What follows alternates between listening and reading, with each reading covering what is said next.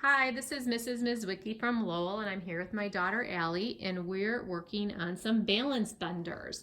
So we have three different scales with shapes and some numbers, and we need to figure out on that last scale what those three blue diamonds are equal to is a number. Since we have some numbers and some shapes, this time we're going to do this with the numbers.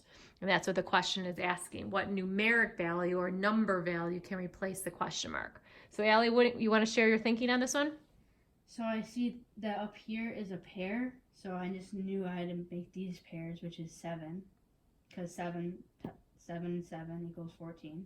So then I did, because this is 7, the rectangle is 7 because it equals this.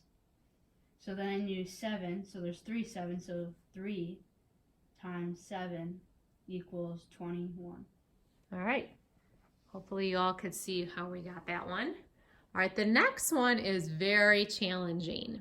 So you might want to take a pause for a few minutes and see if you can figure out what shapes will balance that bottom scale. So this time we're not looking at numbers, we're looking at shapes. So you kind of need to move the different shapes around and replace them with each other. So you might want to pause here, and then you can unpause to hear Allie's thinking. All right, Allie, where should we start, or what were you thinking on this one? What did you notice? That I knew that 2 of these circles would equal 1 of these. Okay, why? So these would pair up, because there's 2 of these, and half of 4 is 2.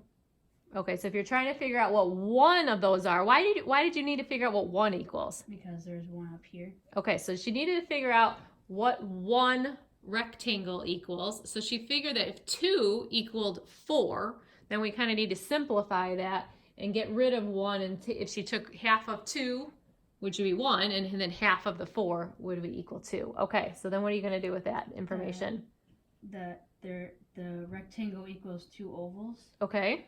And then I see that it doesn't really matter anymore. Okay, so it's 2 circles. Okay, so you're replacing the rectangle with 2 ovals. Okay.